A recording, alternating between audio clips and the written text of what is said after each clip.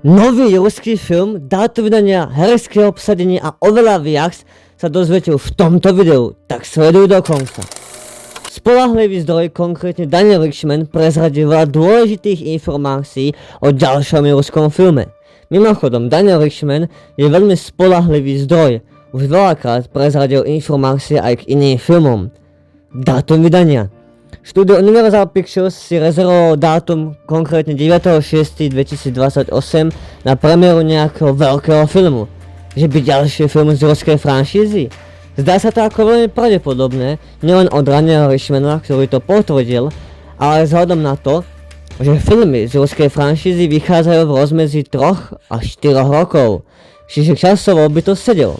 Navyše v propagačných letákoch k znovuzrodeniu sa hovorilo o tom, že sa zrodila nová éra.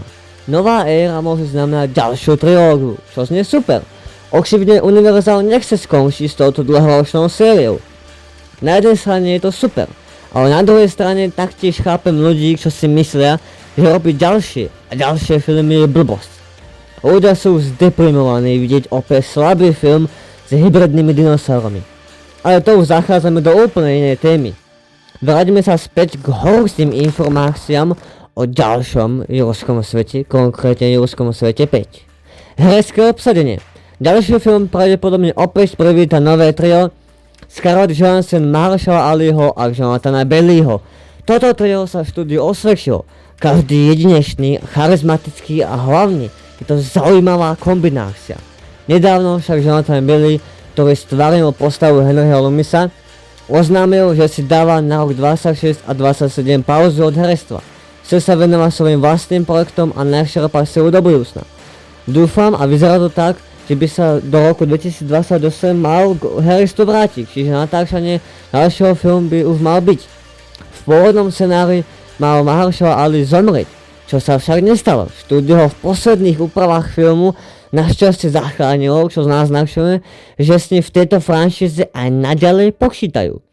Celé video, kde budem podrobne rozoberať smrť Duncana, môžete očakávať v blízkej budúcnosti.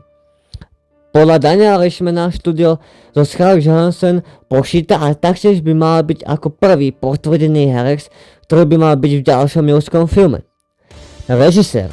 Okrem návratu hereckého tria štúdio chce vrátiť na režisérskú stoličku aj Gareta Edwardsa.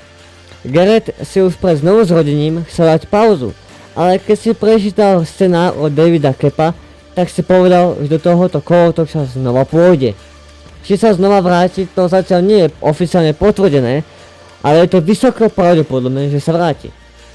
Scenárista. Scenár zatiaľ nie je napísaný, ale taktiež sa predpokladá návrat Davida Kepa. Pre franšízu a aj pre štúdiu je to zamieta najlepšia možnosť, pokiaľ sa teda neobjaví niekto, kto sa odváži mať oveľa odvážnejší scenár a nie o nejakú hlúpu zmes, čo sme dosali v nadvláde. Dej. Jeden zdroj uvádza, že by sa na začiatku filmu malo naše trio vrátiť na ostrov svätého Huberta. Čo tam budú robiť nie je zatiaľ známe, avšak zápletka ako aj väčšina filmu by sa mala odohrávať tento raz na pevnine.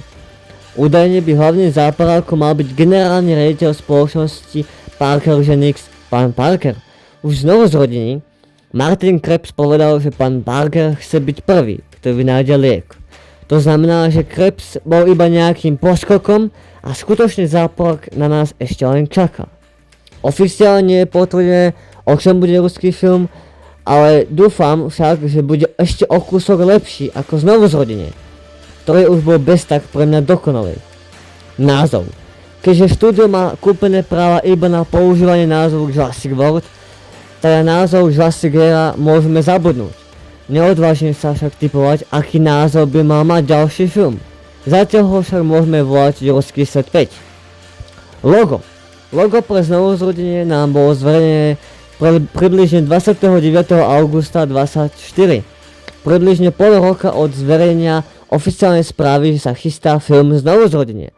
Myslím si, že oficiálne logo nám bude zverejnené niekedy o rok, možno rok a pol. A ako bude vyzerať? Osobne si myslím, že tentokrát zvolia zelenú farbu. Prečo zelenú? Zelené logo sme ešte nemali. A taktiež si myslím, že by vyzerala aj celkom dobre, no nie? Tejto mojej teórii aj nahráva fakt, že keď sa pozrieme na logo Jurassic World Evolution 2, tak bolo zlaté. Evolution 2 vyšiel v roku 2021 pred nadvládou a pre znovuzrodením. V roku 2022 vyšla nadvláda, tá mala oranžové logo, o 3 roky neskôr, teda v roku 2025, vyšlo znovuzrodenie, to má zase logo zlaté s modrým nádychom. Tento rok vyjde aj Evolution 3, teda už vyšiel. Logo Justice World Evolution 3 je tmavozelené s nádychom modrej. Keďže ruský svet začína novú éru, dávalo by zmysel začať aj s novou farbou loga, no nie? A teraz už vieš?